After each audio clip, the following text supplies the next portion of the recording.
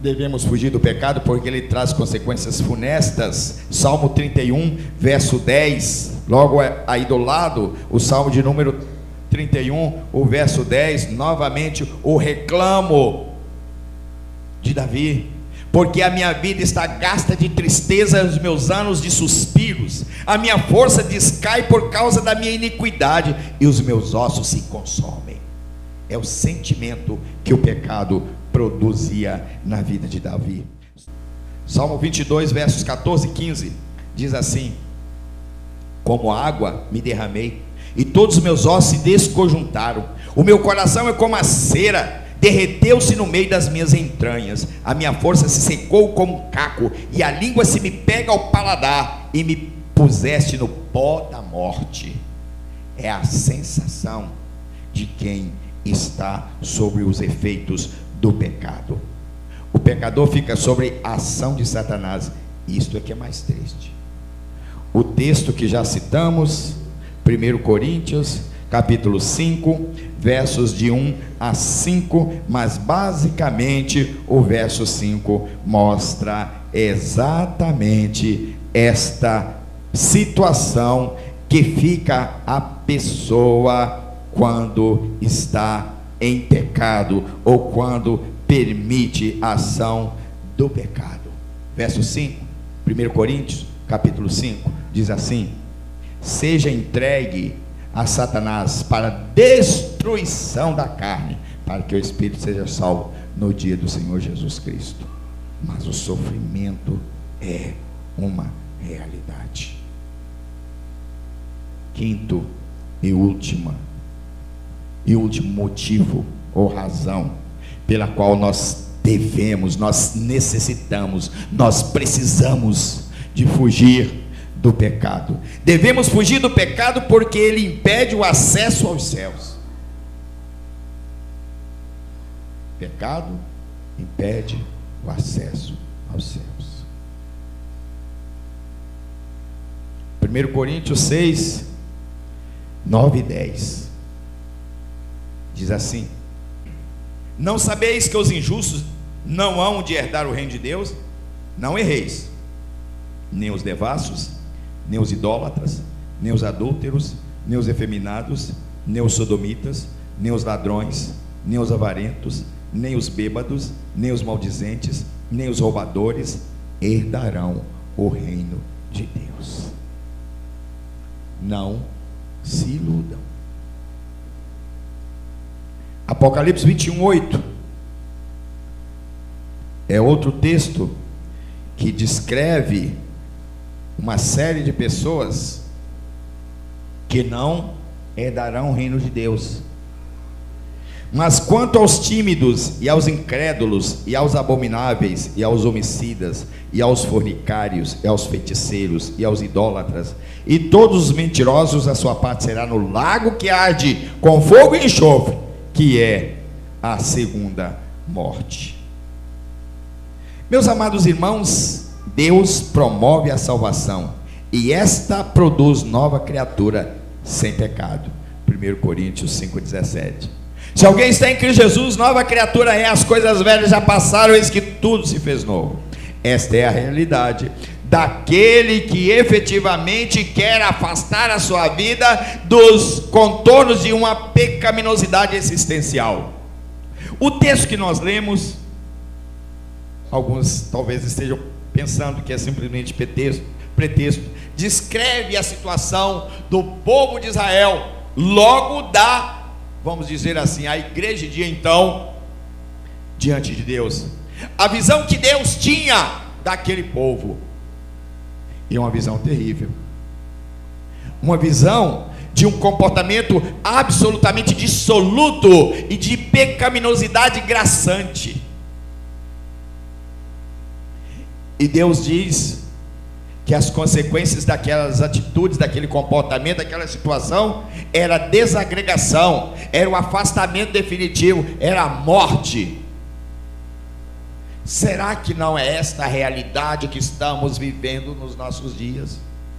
Será que a mensagem do profeta Oséias não se aplica à igreja do Senhor destes dias?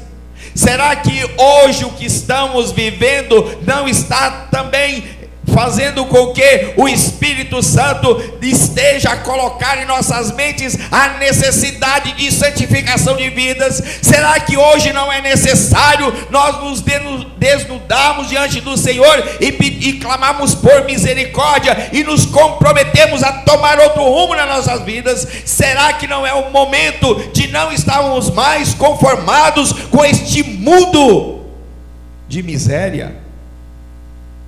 Nós estamos acomodados com o pecado. Há uma expressão terrível no contexto da vida dos filhos de Deus. O que tem?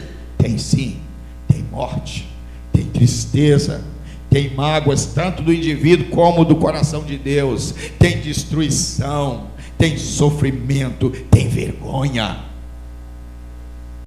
Nação eleita, povo escolhido. Porque a recomendação de Deus para nós, para a sua igreja, para a igreja batista no Bairro Branco, é de santidade. Sede santo como é santo o vosso Pai Celestial. Sede vós perfeitos, como é perfeito o vosso Pai Celestial. Mateus 5, 48, dentre outros.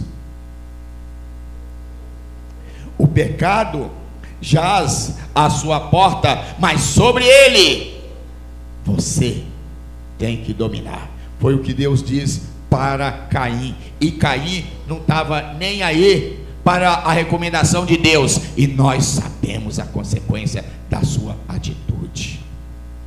O pecado está aí nas esquinas. O pecado está na nossa sala de estar.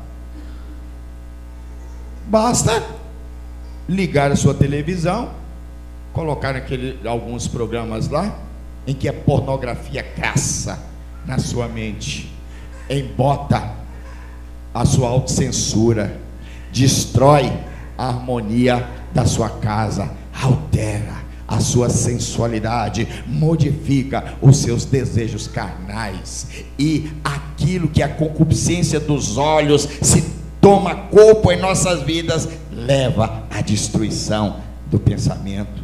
Ou então o navegar na internet.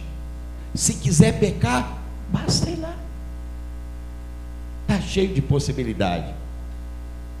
Mas sobre a pornografia da sua televisão, da sua internet, mas sobre as novelas imorais e amorais, você deve prevalecer, porque está jogada no ar aí. E se você ligar a sua televisão e conectar aquele canal, vai estar lá, disponível para ser usufruída. Talvez não usufruída materialmente, mas na concupiscência da mente, na destruição dos seus sensores espirituais.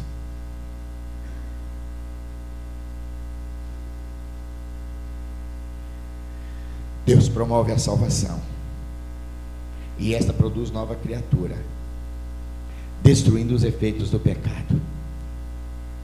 Mas depende da vontade de cada um. A morte ou a vida está nas mãos de Deus, e é por isso que a voz do profeta Amós, no verso 12 do capítulo 4, precisa ser levado em conta por você. Prepara-te, ó Israel, para encontrares com teu Deus. E eu quero te perguntar agora: se Deus voltar agora, você está pronto? Se Jesus chegar ali nas nuvens e convocar a sua igreja, você vai vencer a lei da gravidade? Depende de você. Porque Cristo está disponível a todas as pessoas, porque Cristo quer redimir a sua vida, porque Cristo quer destruir todos esses efeitos, essas consequências do pecado na sua vida, mas depende da sua vontade, da sua aquiescência, porque na sua soberania Ele nos deu a liberdade de escolhermos ou rejeitarmos. Já disse os irmãos que há 6 anos atrás, quase 6 anos, fui fazer exames médicos e eu vi a morte bem na minha frente, né? Câncer. Quem não vê a morte junto? Só que aprove a Deus me dá vida, e eu estou aqui, cheio de vida, sem câncer. Para mais bonito ainda, para a glória dele, porque aprove-me da vida. A minha vida está nas mãos de Deus, mas a sua também, e Ele a toma quando quer. Por isso que nós precisamos ouvir o profeta Amós, e estarmos preparados para encontrarmos com o nosso Deus. Você quer fazer isso hoje? Você quer fazer isso hoje?